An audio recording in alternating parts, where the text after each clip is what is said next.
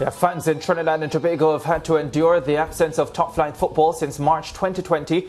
However, to much fanfare, the eagerly anticipated launch of the TT Premier League was held on Monday. The inaugural edition is set to begin on Friday, March 10, and is expected to include 12 teams. Trinidad and Tobago's Minister of Sport, the Honourable Shamfa Kodjo, was in attendance at the launch. She offered her government's full endorsement of the newly formed TT Premier League. I felt it important to show up here today to show not only my personal support, but the support of the government for this initiative. It's been a long, arduous road for us with a lot of glitches and a lot of bumps. And I don't anticipate smooth runnings after today, to be honest with you. Yes? There are going to be challenges, but we are going to overcome as usual. This is Trinidad, and it wouldn't be Trinidad if it don't have Bacchanal. Whether it's sports, it's carnival, it just wouldn't be Trinidad if it don't have Bacchanal. Bacchanal indeed. Colin Wharfe is the CEO of the TT Premier League, and he joins us now. Colin, welcome to the SportsMax Zone. It's great to have you. Thank you for having me. Yeah, I see you were involved in the Tiger Tanks Under 20 competition last year. This is quite the step up, though. I mean, how are you embracing this role? I am pretty relaxed about it because a lot of the architecture to run a youth tournament is not entirely inconsistent with running a competition at a higher level. The significant difference between the two relative to my engagement is that I've been able to access the resources within the FA, within the sport company of Trinidad and Tobago, and external expertise, which I did not have when I ran the previous tournament. So that's the big difference. I've got access to resources and a committed group of individuals with whom I'm working. So that has been the major plus for me. Yeah, of course, March 10th set as the date for the start of this league, so we're just over a month away from that. Give us an update as to where we are right now as we get ready for that tournament. So we launched on Monday. There was one team that was not yet crossed the hurdle, who had not yet crossed the hurdle with respect to meeting the licensing requirements. Those have now been satisfied. And what we've been able to do is we now have 12 teams in the top tier of the competition, all licensed to participate. As we speak, there are 5 that have garnered regional licenses, which would allow them to participate in the CONCACAF Club Championships. And we are going to be working alongside the remaining teams to ensure that we can get all 12 regionally certified. But that's the goal. And I think it is doable for the majority of them. Yeah, 12 teams that will be taking part. Will all those 12 teams, I suspect at least one will be a team that is not from the Pro League. How many of the teams are from the Pro League? How many of the teams are from the Division 2, which would be the Super League? Give us that breakdown. Okay, in the top tier, there are the Legacy Pro League teams. And there is one team that played it straight in the Super League, which had elected to participate at the top tier. So just to give you a little background, when the invitations were issued, teams in both the legacy systems, i.e. the TT Pro League and the TT Super League, were offered the incentive to participate in whichever of the two zones or areas, divisions that they wished to do. And they essentially came down on their legacy positions, with the exception of Prisons FC, who elected to play in the top zone. I would add one other thing, that there are a number of the second-tier teams who would be eligible for regional licenses if they were to be approved today.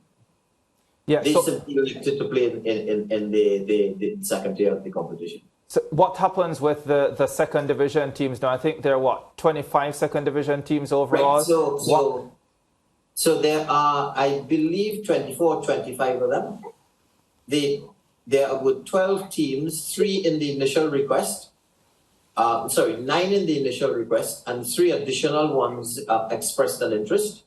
And what has transpired literally within 24 hours of the launch, there were a number of teams that were interested in joining the competition, but we took the decision that a lot of the heavy lifting is now complete. To go reopen the process would be inconvenient at best.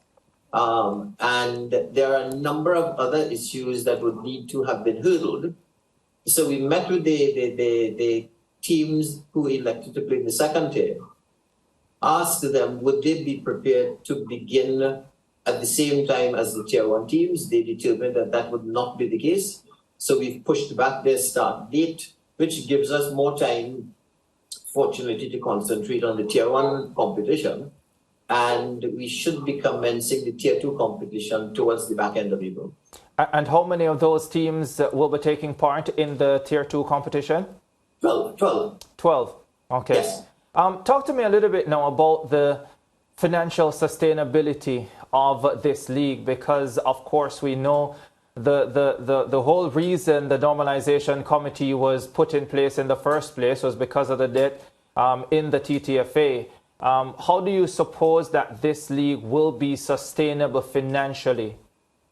So just to segregate two things, the Pro League was a separate legal entity apart from the TTFA. So it has its own legal existence.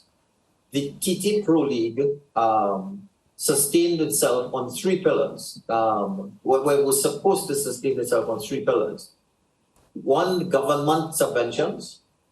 2, private sponsorship, private sector sponsorship. And 3, the indigenous investment in their own well-being. I think it's safe to say that that did not work out according to plan. And as you would have heard from the minister's speech, a new approach needed to be taken. And it was determined by the FA that they needed to, at this stage of the development of professional football, to assume responsibility for the competition. In terms of the sustainability, certainly for the next 2 to 3 years, that is going to be a work in progress, but it is built on, I would suggest, a 4th element. So the first element would be funding coming out of the FIFA Forward 3 program. The second element, as you would have heard and mentioned, that the government is going to provide funding. The third element would be from private sector activity, whether in cash or kind. And the last element continues to be the investment in your own business to ensure that it becomes sustainable. Colin, a decade or 2 ago, the TNT Pro League was without question the most powerful professional football league in the Caribbean Football Union. I remember Brazilians, Colombians, not to mention the St. Lucians, St. Vincent players of Grenada, Antigua and Barbuda. How can TNT's domestic game get back to that level? Because I'm sure you remember how potent the league was at that point. Yes, yeah. I think by investment and expansion. So to be very specific, one of the things that we tend to focus a lot on is the football. Behind the football, there is governance architecture, there is accountability, there is integrity, and as I'm sure would be no secret, the Trinidad's football has lost the trust of our local investing community. And as you heard from the minister, she's going to be keeping a watching brief because she said that they don't have deep pockets to fund stuff that is not producing the desired outcomes. One of the initial steps to get us back to that level is that there are a number of initiatives being undertaken at the FA. So there is coaching, licensing taking place on A and B and C, which is a subject above my pay grade to elaborate on. There is the increased appointment of match commissioners and referees. So the technical competence of those folks that are looking at adjudicating competitions and coaching teams has been significantly upgraded. The second element is the infrastructure. And by the infrastructure, I mean fields and grounds and facilities. Fortunately, because I believe there is a youth athletic competition coming up, there are a number of areas of traditional football that had been degraded during the pandemic are receiving both public sector and private sector attention. So a number of the facilities are going to be improved. The third element is that the level of excitement to play football is unbelievable. As I said, literally overnight, we had 4 teams requesting to join one of those divisions. Yeah. And from speaking to my marketing colleagues, there are a number of people requesting online, can we participate? The last thing that I would say, Lance, is that we are going to open up the league to overseas players. And by that I mean, so in Trinidad, just to give you a sense of the build-out, there are genuine Caribbean people, there is wider CONCACAF people, and there are people, as you mentioned, further afield in terms of South America. There was even a conversation taking place around a foreign team participating, as happens, for example, I believe in the Gold Cup. Yeah. What we have agreed is that there is going to be a max number of overseas players, however defined, on your roster, of which I believe we're working towards a target of 5 on the field. Yeah. Yeah, all right, Colin, we've got to wrap this segment here, but before we go, in just about 15 seconds, could you say, I'm not sure if you were in touch with this segment we had before, which dealt with the normalization committee and the pressure coming from the delegates to sort TNT's football out, given what they consider a disappointing tenure of the normalization committee. Does your domestic league organization, as the CEO, feel hamstrung by the chaos hovering over TNT's football overall? Absolutely not. Mm-hmm. Okay, that's a good answer. And it was much less than 15 seconds. We're going to leave it there, but we're happy to see domestic football returning to TNT, Colin, and happy to have you on the show. Thank you for having me. Yeah.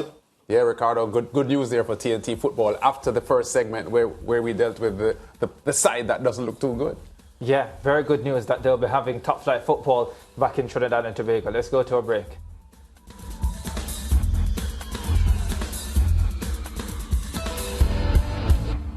Stay with SportsMax on YouTube and follow us on all social pages for updates, news and entertainment.